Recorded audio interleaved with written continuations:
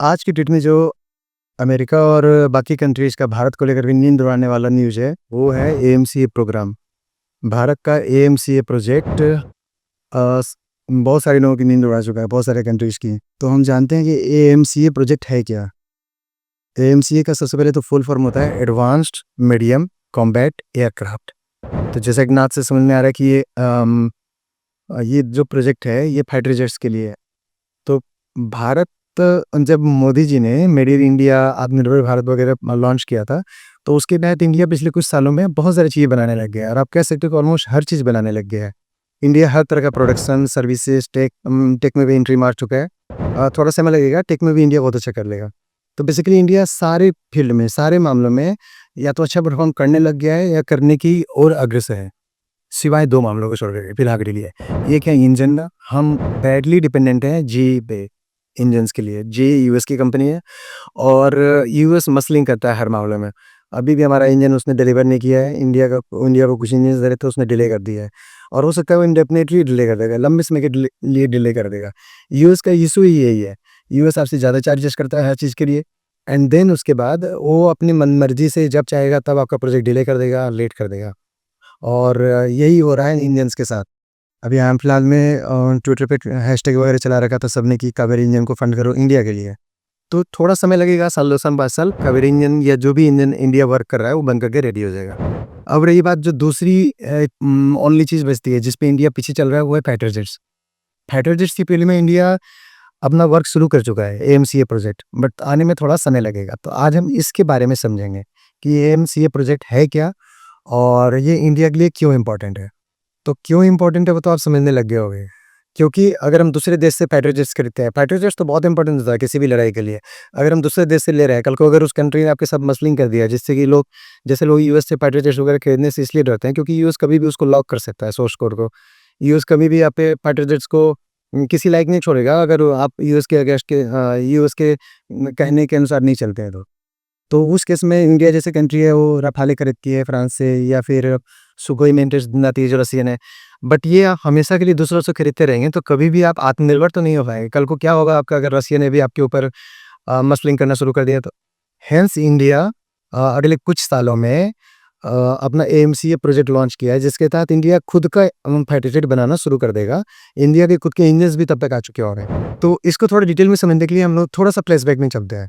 पहले हमने रफाले खरीदा, आज से 4-5 साल पहले। रफाले उस टाइम के लिए बेस्ट माना जा रहा था, बट अब रफाले का टाइम जा चुका है। मतलब कि रफाले उस लेवल का अब नहीं रह गया। नए-नए फाइटर जेट्स फिर से वर्ल्ड में आ चुके हैं। अब 5th जनरेशन फाइटर जेट्स चल रहे हैं, जहाँ पे रफाले थोड़ा पीछे पड़ जाएगा। तो उस केस में इंडिया को फिर से फाइटर जेट्स खरीदने की नौबत आ गई जिसमें इंडिया ने काइंड ऑफ 2 तरह के फाइटर जेट्स को शॉर्टलिस्ट किया था। एक था F-35 जो कि लॉकहीड मार्टिन यूएस की कंपनी बनाती है और दूसरा था सुखोई 57 जो रशिया में बनती है। नाउ F-35 का कबाड़ा बन चुका है। पहले अभी हाल फिलहाल न्यूज़ आई थी कि F-35 अपने एयरबेस पे उड़ गया, मतलब ब्लास्ट हो गया, जिसमें पायलट जान बचा के किस तरह इजेक्ट होकर के भागा। दूसरा न्यूज़ आया कि इंडिया ने ये F-35 को 35 दिन तक केरला में बंदी बना के रखा, लॉक कर दिया। उसको लेके जाने में यूएस को बहुत मशक्कत करनी पड़ी, फाइनली घसीट के ले गया। तीसरी न्यूज़ अभी आई है, अभी रिसेंट है, 2-4 दिन पहले की है, जिसमें जापान ने F-35 को सेम टू सेम लॉक करके अपने एयरबेस पे रख लिया जैसे इंडिया ने केरला में रखा था। तो जब आपका एयरक्राफ्ट जिसको आप वर्ल्ड लेवल का एयरक्राफ्ट बोल के आप as a America world level पे क्लास एयरक्राफ्ट बोल के उसको बचा देता हो, उसकी हालत इतनी बदतर हो जाए कि उसको अर्धी बंदी बना ले, उसका कबाड़ा निकलना शुरू हो जाए, तो उसको कौन खरीदेगा? कम से कम इंडिया टाइप का कंट्री को उसको खरीदने से रहा। सो बेसिकली इंडिया के पास F-35 का ऑप्शन जा चुका है। और दूसरी बात है स्पेसिफिकेशंस के मामले में भी, जो F-35 है वो सुपर क्रूजर और वगैरह उसमें अवेलेबल नहीं है, वो आफ्टर बर्नर यूज़ करता है। दोनों में क्या डिफरेंस है मैं अभी आपको थोड़ी देर में बताऊँ। जबकि जो सुखोई 57 है वो सुपर क्रूज से फैसिलिटी से लैस है, जो कि आफ्टर बर्नर से फार बेटर माना जाता है। तो ये सब मामलों में भी सुखोई 57 F-35 से तो एनीवे बेटर है। सो डॉग फाइट में सुखोई 57 का कोई बराबरी नहीं है। जब F-35 वगैरह और अगर आप F-35 और सुखोई 57 के बीच में डॉग फाइट कराओगे तो एनी डे सुखोई 57 विनर हो जाएगा। तो आपको इतना तो समझ में आ चुका होगा कि F-35 लेने लायक तो फिलहाल इंडिया के लिए तो नहीं है। बट चलो अभी के लिए हम सुखोई 57 जो 5th जनरेशन फाइटर जेट है उसको हम लेकर के काम चला लेंगे। बट हमेशा तो हम इनसे बाय कर करके काम नहीं चलाते रहेंगे, हमें खुद का बनाना ही पड़ेगा। हेंस एंट्री मारता है एएमसीए प्रोजेक्ट।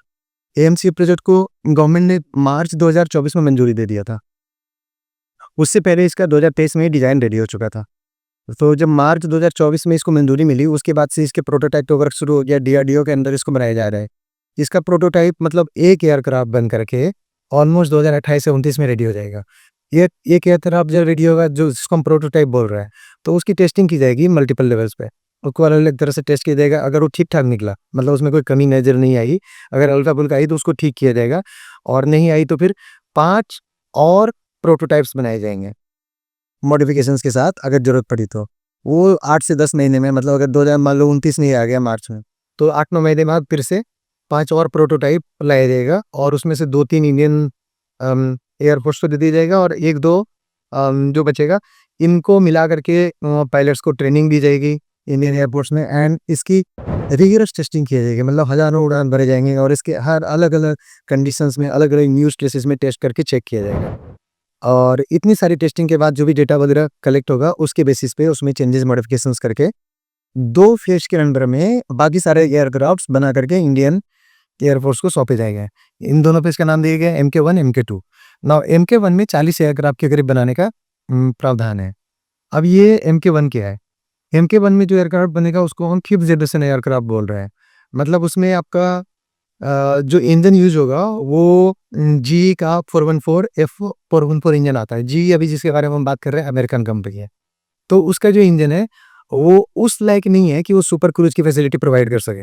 मतलब इसका क्या है, सुपर क्रूज़ के लिए आपको करीब-करीब 110 किलो न्यूटन का थ्रस्ट चाहिए होता है, और जीई F414 जो इंजन है, वो हार्डली 98 किलो न्यूटन का थ्रस्ट प्रोवाइड करता है। वो भी अमेरिकन एनवायरनमेंट में। जब उसको इंडियन एनवायरनमेंट में चेक किया गया है, तो वो हार्डली 90 किलो न्यूटन का थ्रस्ट प्रोवाइड करता है। दैट मीन्स कि वो सुपर क्रूज़ फैसिलिटी तो आपको प्रोवाइड करने से ना, और इसका मतलब है कि वो आफ्टर बर्नर फैसिलिटी यूज़ करेगा। अब इसका मतलब दोनों का डिफरेंस क्या है?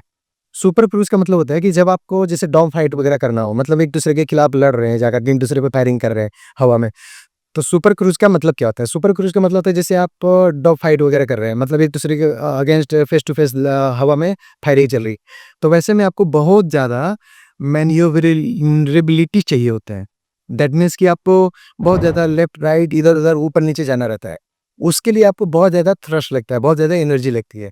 वो कम समय में जनरेट करना होता है। तो नॉर्मली जो एयरक्राफ्ट आफ्टर बर्नर टेक को यूज़ करते हैं, वो क्या करते हैं कि वो बहुत कम समय के लिए बहुत ज़्यादा फ्यूल कंज्यूम करता है। जिससे बहुत ज़्यादा धुआँ निकलता है, बहुत ज़्यादा आवाज़ होती है, और रडार वगैरह की पकड़ में ईज़िली आ जाते हैं, और ज़्यादा फ्यूल कंज्यूम होने की वजह से बहुत जल्दी इंजन एग्ज़ॉस्ट हो जाता है, फ्यूल खत्म हो जाता है। मतलब थोड़ी देर के बाद आप भागने लायक भी नहीं रहते हैं। ये कमज़ोरी होती है आफ्टर बर्नर की, जो पहले के एयरक्राफ्ट में होते थे, 4th जनरेशन वगैरह के। अभी जो नया टेक आया है, वो है सुपर क्रूज़। सुपर क्रूज़ मतलब है कि अगर आपका आप मैक 1, मैक 2, मैक 1 का मतलब होता है ध्वनि की स्पीड से, मैक 2, मैक 3 मतलब ध्वनि की डबल, ट्रिपल स्पीड से। अगर आप ध्वनि की स्पीड या उससे ज़्यादा स्पीड से उड़ान भर रहे हैं, तो उस केस में आपको सुपर क्रूज़ में क्या होगा कि आपको बहुत ज़्यादा फ्यूल कंज़्यूम करने की ज़रूरत नहीं आएगी। आप रडार वगैरह के पकड़ में नहीं आएँगे, आप स्टिल्थ रहते हुए भी ये सारी चीज़ें कर सकते हैं। तो ऑब्वियसली आपको एक बेटर अम, चांस मिल रहा होगा डॉग लाइट वगैरह में। तो ये सुपर क्रूज़ फैसिलिटी अभी F-35 में नहीं है, और फिलहाल जो MK1 में हम जो बनाए हैं, उसमें ये तो पार्शियली स्टील्थ होगा। पार्शियली स्टील्थ का मतलब है कि आप उसको नहीं स्टील्थ मान करके चलिए। मतलब कुछ रडार पकड़ लेगा, कुछ रडार नहीं पकड़ेगा। तो आप मान के चलो कि उसको एक तरह से सब पकड़ ही लेगा। मतलब वो बेसिकली स्टील्थ नहीं होगा, जो 5th जनरेशन एयरक्राफ्ट है। बट हाँ, कहने को वो सुपर क्रूज़ होगा, बट वो सुपर क्रूज़ भी नहीं होगा, क्योंकि वो आफ्टर बर्नर जो टेक है वो यूज़ कर रहा होगा जीई का 414 इंजन के थ्रू। हालाँकि 414 इंजन जो है वो चूँकि 90 किलो न्यूटन थ्रस्ट ही प्रोवाइड कर रहा है, तो एक इंजन तो पहली बात उसके लिए इनफ होगा ही नहीं, हमें उसमें ट्विन इंजन यूज़ करना पड़ेगा। सो इसके अंडर में हम 40 एयरक्राफ्ट बनाएँगे, और जो MK2 के अंडर में बनेगा वो होगा 80 एयरक्राफ्ट, जो इंडिजीनियसली डेवलप्ड इंडिया का इंजन होगा, उसके थ्रू चलेगा। और जो इंडिया के इंडिजीनियसली डेवलप्ड इंजन होगा, जो फ्रांस वगैरह की मदद से इंडिया बना रहा है, उसका थ्रस्ट करीब-करीब 110 किलो न्यूटन होगा, जो चाहिए होते हैं यहाँ सुपर क्रूज़ के लिए। दैट मीन्स कि हमारा जो MK2 के अंडर में जो फाइटर जेट बना रहा होगा इंडिया, वो 6th जनरेशन या फिर 5th जनरेशन एयरक्राफ्ट होगा। ये तो हो गया इनका टेक्निकल स्पेसिफिकेशन। अब हम बात करते हैं डेडलाइन्स की। तो पहला जो प्रोटोटाइप बनने वाला है वो 2028-29 में बनने वाला है। जो 5 प्रोटोटाइप बनाएँगे टेस्टिंग के और रिगरस ट्रेनिंग के लिए, वो आपका बनेगा करीब-करीब 2029-30 तक जाता है। उसके बाद जो फर्स्ट खेप मिलेगा 40 एयरक्राफ्ट का, जो MK1 के अंडर में बनेगा, फेज MK1, उसमें आपका वो करीब-करीब 3-4 सालों में आ जाएगा। मतलब 2034 तक इंडिया एक्सपेक्ट कर सकता है कि हम 40 एयरक्राफ्ट 5th जनरेशन, जो कहने को तो सुपर क्रूज़ कैपेबिलिटी से लेस होगा, बट वो आप मान के चल सकते हो कि वो नहीं होगा, बिकॉज़ जो जीई का F414 इंजन यूज़ कर रहा होगा, जो कि उस लायक है ही नहीं। तो वो आपके पास आ जाएगा करीब-करीब 2034 में। उसके 1-2 सालों में या कुछ समय में के अंतराल में MK2 के अंडर में जो इंडिया का एयरक्राफ्ट बन रहा होगा, AMCA का, वो इंडिया को इंडियन एयर फोर्स को दे दिया जाएगा, लगभग 80 के नंबर। एंड उसके बाद इंडिया एयरक्राफ्ट और इंजन के फील्ड में भी सेल्फ डिपेंडेंट हो जाएगा, आत्मनिर्भर हो जाएगा। एंड उसके बाद किसी भी कंट्री के लिए इंडिया को आगे दिखा पाना इम्पॉसिबल होगा, क्योंकि बाकी क्षेत्र में तो इंडिया ऑलरेडी आगे जा चुका है। जस्ट एक इंजन और फाइटर जेट्स बचे हुए हैं, जो इंडिया मोर और लेस एंड मोस्ट प्रोबेबली 2034-35 तक जाते-जाते इस कैपेबिलिटी को भी अचीव कर लेगा।